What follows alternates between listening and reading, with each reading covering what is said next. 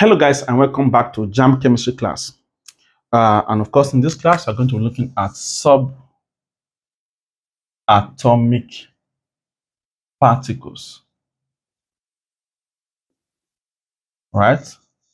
So before now, we have looked at John Dalton's postulates of his theories. We looked at Ernest Rutherford's postulates. We have looked at J.J. Thomson's postulates. We have looked at Neil Bohr's postulate of his model of the atomic structure. And of course, today we are looking at a sequel to all these videos, and then we're looking at subatomic particles. All right. So at this junction, right, after seeing all those model of the atom, the divisibility of the atom is no longer in dispute. Nobody is disputing the fact that that an atom is made up of other elementary entities or elementary particles, isn't it? Right? It is no longer in dispute at all. Scientists now recognize that an atom is made up of other particles or other elementary entities, and the basic ones are are the protons, the neutrons, and the electrons. These are the basic ones we encounter. All right. Also, we may likely encounter positrons. Positrons are positive electrons. Positrons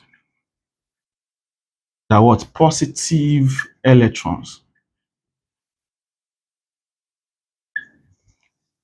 Before we continue, please note that this video tutorial is brought to you by the O3Schools Jamb CBT practice app. This is being currently displayed on your screen right now. So just head over to Play Store, search for O3Schools Jamb app, right, and then download and activate for your practice. When you have that app, you do not need to worry at all about past questions for any of your subjects, because that's all the past question for all the subjects. So after activating, you will want to choose what your 4 subject combination are, or your 3 subject combination, of course, because English must always be written.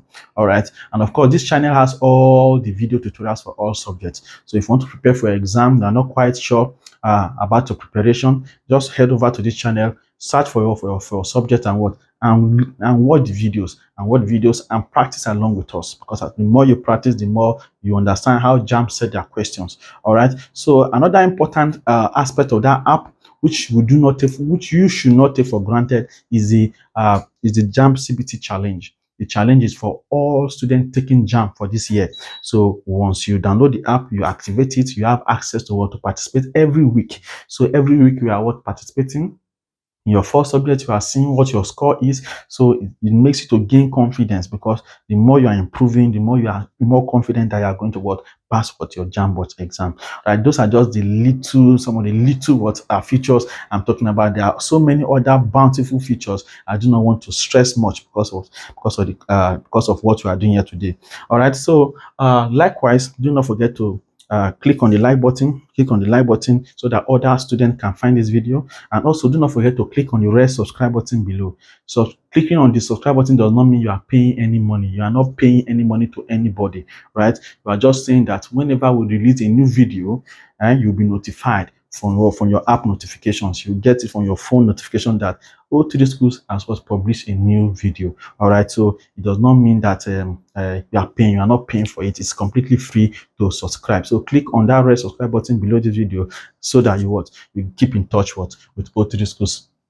All right, so we have said so far that the evidence of divisibility of atom is no longer in dispute. Nobody is disputing that, and that an atom has other can be divided or subdivided into other elementary particles or entities.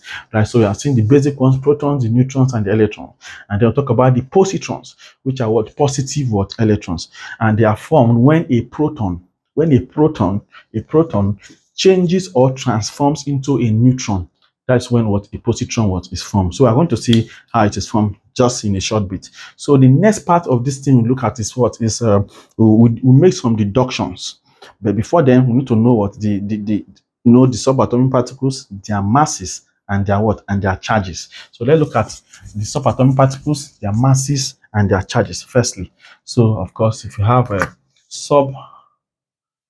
subatomic particles here, right, then how here are the masses, here how the charge, all right, on them. So for example, the first one is proton. So the proton is what? It has a mass of 1 and it is positively charged. It has a mass of what? Plus 1. The neutron it has a mass of 1 also. It has no charge, right? It does not have any charge. Then of course you have the electron. It has what? A mass of what? 0. We say it is massless. The charge on it is what? It's -1. It's -1. So I've seen these subatomic particles. I've seen their masses and what and their charges. So you need to what? Keep these what values on your head, right? All right. So after knowing this, let's talk about positrons. Like I've said before, that positrons are formed when what? When a proton changes or transforms into what? A neutron. So for example, this reaction, if you have a proton like this, changing or transforming into a neutron, 0 neutron, then plus what? A positron is usually formed. Positron, electron, 0, 1. So this is a positron, a positive electron. It's a positron. All right. So positrons are formed when a proton changes or transforms into a neutron. See a neutron, right? And a positron as what? As a product. All right. So now we are going to head over to the deductions that we can make from what? From subatomic what? Particles. What does this show us? Number one, tells us that what? That the electron is massless. Number one, an electron. The first deduction is that what? An electron is massless. All right. So now it is not as if the electron is completely massless. The electron has an actual mass of what? 1/1837, right? You can round up to like 1/1840, right? But in decimal, this value is same thing as what? 0.0005. Now, if you see this value now, it's as insignificant as 0. It's almost 0. So that is why you usually say that what? That the electron is what? Is massless, that it does not have a mass. But in actual sense, it has an actual mass of 1/1837, which is what? This value. So because this value is very insignificant, it is not significant. It's very tiny, it's very small. That is why we say generally that an electron is what? Is massless. And when we are talking about the mass of an atom, when we're talking about the mass of an atom, we do not talk about the electron because the electron does not contribute to the what? To the mass of the atom. So when we're talking about the mass of an atom, we're talking about the total masses of what? The protons and the what? And the neutrons. Or the total number of what? Protons and what? And the neutrons. Okay, so that means the total masses of protons and neutrons, which is equal to total number of what? The protons and what? And the neutrons in an atom is what defines what? Atomic mass. So now we're saying electron is what? Is massless, and it does not contribute to the what? To the mass of the what? Of the atom. All right. So that is what the first deductions we are making. Then number two, the second deduction we are making is that the mass of an atom is in the nucleus. All right. Now we say the mass of an atom is in the nucleus, right? This is because what contributes to the mass of an atom is usually found in the nucleus of what? Of the atom. And what is usually found in the nucleus? The protons and the what? And the neutrons. So that is why we are saying that what? The mass of an atom is located in the what? Is in the nucleus of what? Of the atom. So the mass of an atom is in the nucleus because what contributes to the mass of the atom is usually located in what? In the what? In the nucleus of what? Of the atom. So that is the second deduction we are making. It's self-explanatory. And of course, number three, every nucleus is positively charged. All right. Every nucleus is what? Is positively charged. Why do we say every nucleus is positively charged? Every nucleus is positively charged because it contains what? Positively charged protons and what? And uncharged neutrons. All right. So it has what? Positively charged what? Protons and what? And uncharged what? Neutron. So in the nucleus of the atom, where the protons and the neutrons are found, It contains what positively charged protons and what uncharged what neutrons. The neutrons are not charged. That means that what that the positive charge of the protons does not cancel or has any effect on what on the charge of the neutron. This means that what generally, because the charge of the proton is what is +1 is positive, the charge of the neutron is what is 0. So this charge of +1 does not have any effect on the 0, does it? No, +1 plus 0 is +1. So that means overall the nucleus is what is positively what charged. So this is another deduction we are making what from it. Then of course the last deduction, number 4, is that what an atom is usually uncharged. Okay, an atom is usually uncharged. And why do we say an atom is usually what uncharged? An atom is usually uncharged because the protons and what and the electrons, right, are usually equal in number. For a neutral atom, first of all, to start with, for a neutral atom, the number of protons is equal to the number of what electrons. So provided we're not talking about an ion here, right?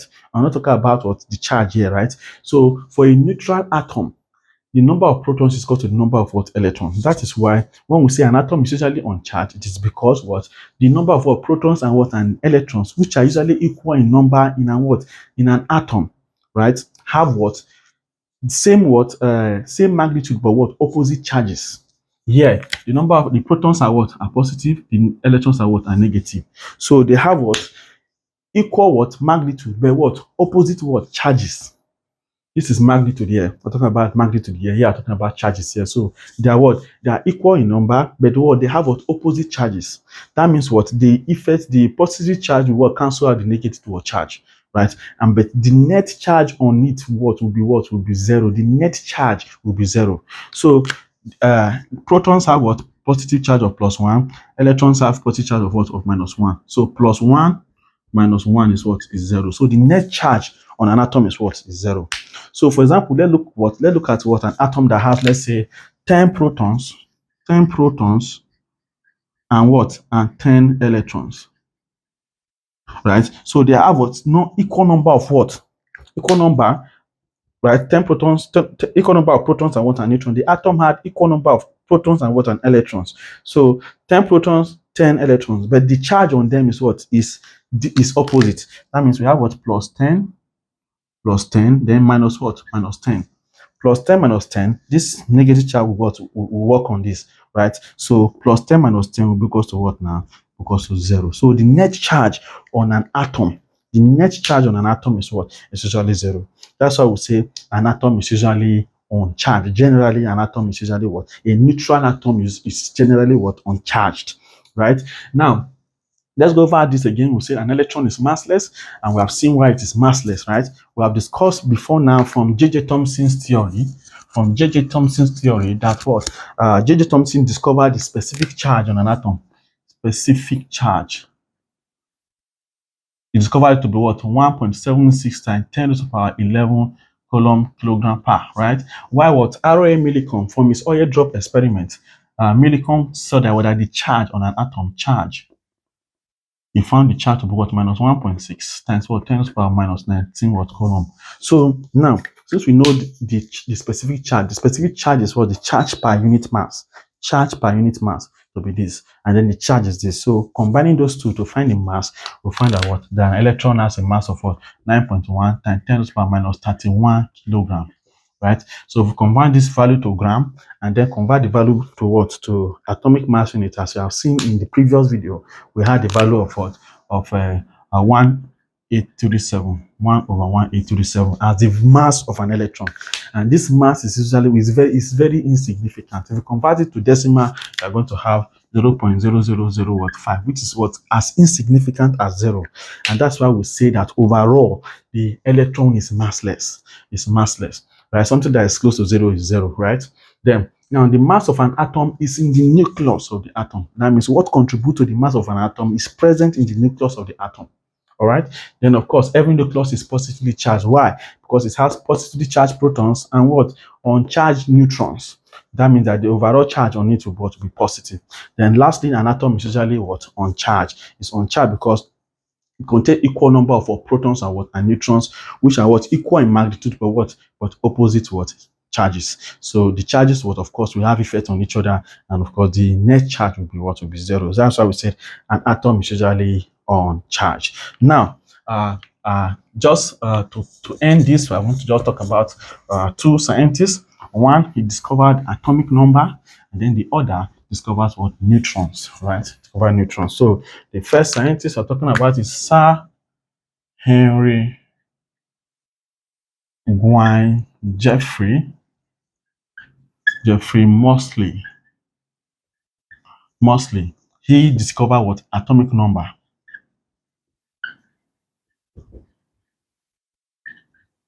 All right, so Sir Henry Gwyn Jeffrey Moseley discovered what, the atomic number, while in 1932 James Chadwick in 1932 discovered what, neutrons. All right, in 1932. All right, so please take note of these two scientists. All right, please, so this is where I'm going to end the class for today. Do not forget to click on the red subscribe button. Don't forget to like this video. It's very important. Like the video and share the video to your friends and your loved ones who are preparing for several examinations, JAMB, WAEC, NECO. These videos are very, very useful for them. And of course, I'll see you in the next class. Thanks for watching.